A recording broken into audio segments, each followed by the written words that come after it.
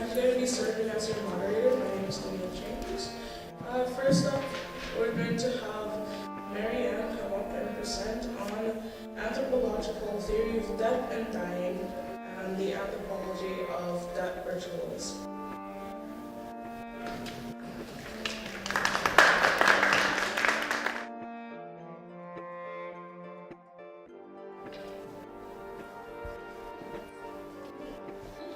So let's talk today about a topic that will make you cringe, perhaps make you gasp.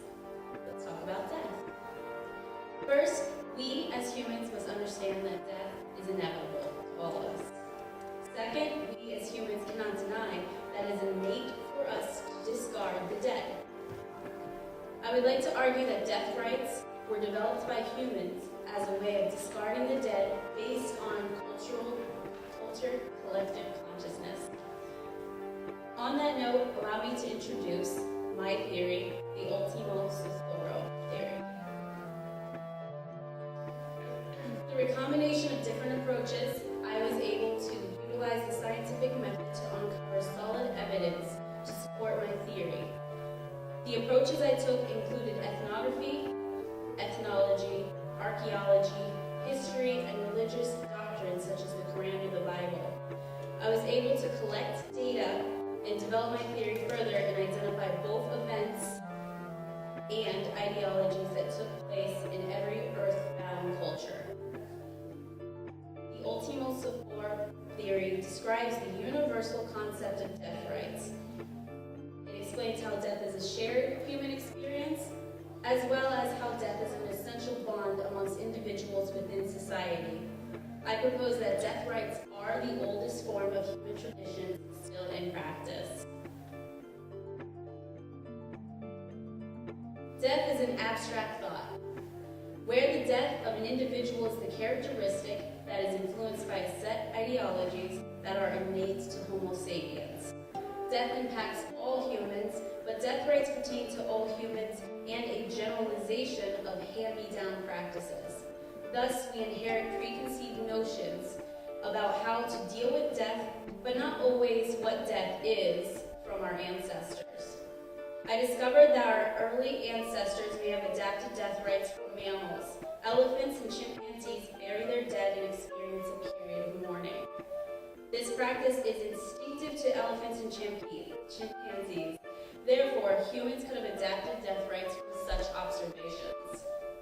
The significance of my research is that I am able to prove that death rites are universal to all Homo sapiens. Death rites could include anything from mass burials, cremation, a burial on hollow ground, or entombment. There's so many more. Archaeological evidence points to the oldest human burial dating back to 2.5 million years ago. Early human ancestors like the Homo naledi buried their dead. The Homo naledi's burials were found remarkably similar to those of the chimpanzees, burying their dead 2.5 million years ago as well. This all taking place in Western and mid-Africa. If you ascribe to Darwin's theory of evolution, death rites could be literally a monkey see, monkey do process. The Ultimo-Sopor Theory argues that our species adapted death rites from our ancestors. The death rites are Homo sapiens' way of controlling death. They are also a form of social control. Think of it this way: we can't control death, but we can control what happens to the body and the spirit after. In my research, I discussed cultures from the Paleolithic to modern eras. Today, I highlight a few of these cultures and their relativity in support of my theory. For example, Homo neanderthals were found buried in a flexed position, kind of like a fetal position, like when you're in the womb. They were also found with flowers sprinkled over their corpses. Today we call the common yellow weed that's everywhere and we can never get out of our garden. Those are sprinkled like you would with roses on top of a grave. Cannibalism was also uncommon, but it was still a heavy practice in Paleolithic times.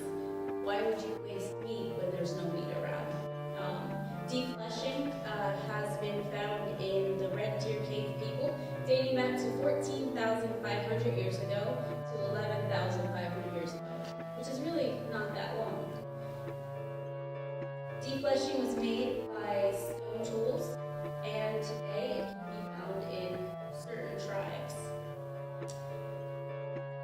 though it's considered a taboo practice, cannibalism in the Western world can be seen.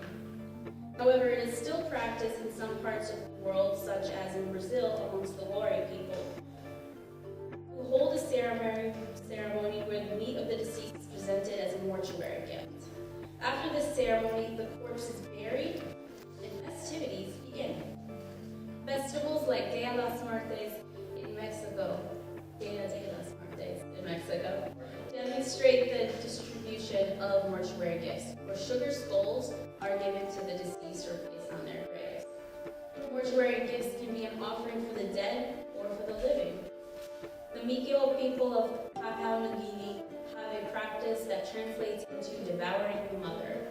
The devouring the mother is when the life givers, also known as the mothers, eat the meat of the deceased, literally and symbolically taking the spirit of the person back into themselves. It's a representation of the life cycle, a form of womb reversal. Instead of the baby going outwards, it's returned to the womb. Buddhism and Hinduism are not the only religions that believe in this form of reincarnation. Granted, they don't take the meat back into themselves, but it is still a form of reincarnation, showing and demonstrating that multiple cultures subscribe to a life cycle repeating and repeating. In the West, burials tend to be lowbrow. And I say lowbrow in a biased way. The festivals that our ancient ancestors used to engage in have been devoted to burials in a cemetery or cremation at a crematory. Nowadays, cremation and burials are the most common forms of discarding the dead. The Ultimo-Sopor Theory claims that common practices serve the function of removing the dead for social purposes. By burying or cremating the dead, social control serves a purpose. Social control itself is the function of death rites. In Islam and Judaism, burials are expected. Cremation is not only taboo, but a major injustice to the deceased. Depending on which branch of Christianity one may ascribe to, cremation could be frowned upon. However, cremation has become more common, especially in American Christian cultures. For example, in Roman Catholicism, cremation is not permitted as the body is deemed a vessel in which is necessary for the resurrection of Christ. The body is essential for the rapture, where it is given a place in its own hollow ground, so it's basically buried. This is a similar practice to Haitian Buddhism. People are literally buried because they can be risen from the dead, even though it's chemically inclined or hallucinogenic or drug brought on. It is still a symbolic death rite. To sink even further into my theory, think of the Vikings. They were known to practice burials and cremations. The Vikings in Iceland would build a boat, and the boat would be placed on stilts. The boat, or poles, I should say. The boat may be sent off to sea or be placed in a meadow or an area where there's not too much brush and set aflame. This was a way of releasing the spirit into the great beyond. On the other hand, the Vikings in Scandinavia would place their dead in bogs. Bogs would literally dry out the corpse since there is no oxygen in them. This was a natural form of mummification. In ancient Egypt, bodies were found in desert where they were dried out and preserved by the Saharan sands, also a form of natural mummification. Although not intentional, it became intentional later on when the Egyptians adapted the process and developed the most well-known death rite, probably known to all of us, the synthetic mummification process. Even the ancient Inca and Peru mummified their dead, placing them on permafrost-ridden mountaintops. Aztecs themselves also had a peculiar way of dealing with their dead.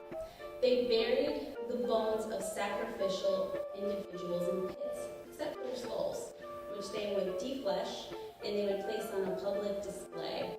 Kind of like, I don't know if you guys remember the little boards from when you were a kid, and there's all these little lines, and you have to push the little pebbles to one side, and it's kind of like you're doing math at a young age. Abacus? There you go. Just like that. But those would be schools. So, there is no evidence to support those sacrifices, and the tradition were buried based on social class, but they were a way of socially controlling the enemy. It's basically, stay good, or you get your soul on a rack. Mass graves have even appeared around the world, and through all of human nature, mass graves have appeared for over 2 million years. They are a form of death rights as the Ultimo-Sopor Theory would argue that the society wants to discard the dead. Think of the Holocaust, where not only the Jewish, but the Nambian tribes in Africa were murdered in groves by the Nazi German government. As a result, the Nazi regime threw the bodies of the deceased into unmarked mass graves. The research I have collected supports my theory as it provides a function and a purpose in understanding the human phenomenon of death and how cultures process death in different ways. Death itself is a mandatory event that will occur in life. My theory recognizes that all humans are susceptible to death, therefore all humans have a way in which they reconcile with death. My theory claims also that death rights serve a multitude of purposes. There is always one function, however. The function of death rights is to implement social control and pass down specifically culturally transmitted traditions in relation to death. I could easily talk for millennia about death rights, but I will leave you with a short excerpt from Dr. William Haviland's book, Cultural Anthropology, The Human Challenge. Rituals serve to relieve social tensions and reinforce a group's collective bonds. More than this, it provides the meaning of marking many important events and lessening the social disruption and individual suffering of crisis such as death. Death is what makes us a living being, while death rights are what make us human. Thank you.